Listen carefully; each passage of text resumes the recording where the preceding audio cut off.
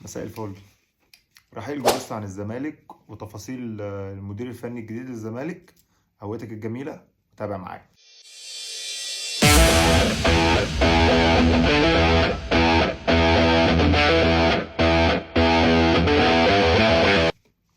أهلا بيكم.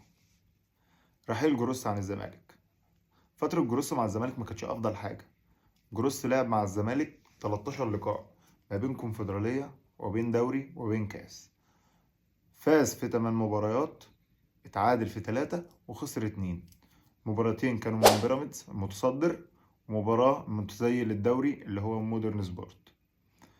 تفاصيل رحيل جروس عن الزمالك، يعني التفاصيل بقت معتادة. احنا خلاص سمعتنا بقت وحشة اصلا. المدير الفني مشي اول مرة، جبته تاني ليه؟ طب احنا تعاقدنا معاه ليه اصلا طالما احنا هنمشيه؟ مستواه وحش ومش بنلومه، احنا برضو ما احنا مش مساعدين الراجل يعني عشان يقدر يلعب كرة كويسة. جبته ليه ومشيته بالطريقة المهينة دي ليه برضو؟ يعني ما كناش جبناه احسن. ما علينا، بنوجه الشكر لمستر جروس ان هو وافق يجي الزمالك اصلا في المره التانية دي، وبنقدم له الشكر. هو برضو مازال بيشجع الزمالك، واحنا بنقدم له كل الاحترام والتقدير. تفاصيل المدير الفني الجديد ده جوزيه بوسيرو.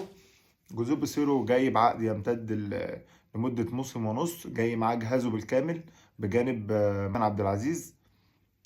جوزيه بوسيرو جاي في مرحله صعبه جدا. جوزيه بيسيرو جاي على ماتش بتروجيت، من بعده ماتش القمة مباراة الأهلي. الفترة دي هو جاي بيخاطر. انت بتخاطر جاي في مباراتين الفرقة مش أفضل حاجة، عندك غيابات كتير جدا. هل هو متابع؟ هل هو متابع الفرقة، الحالة البدنية ليها، الحالة الفنية ليها؟ ده اللي احنا هنشوفه. هو بيخاطر والزمالك بيخاطر معاه.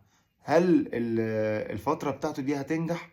احنا دلوقتي بنراهن، يا ينجح قوي مع الزمالك يا يفشل قوي، وفي الاخر هيجي يقول لك لا انا والله اعذرني، انا لسه جاي على بقالي يومين مع الفرقة، فانت كده كده مش هتقدر تحاسبه اصلا على ماتش القمة. سواء كانت النتيجة وحشة مش هتقدر تتكلم معاه. والله النتيجة كانت حلوة، هتطلع السما يا عم بسير، وبص هتشوف أيام نعيم في الزمالك. شرفت بحضراتكم، سلام.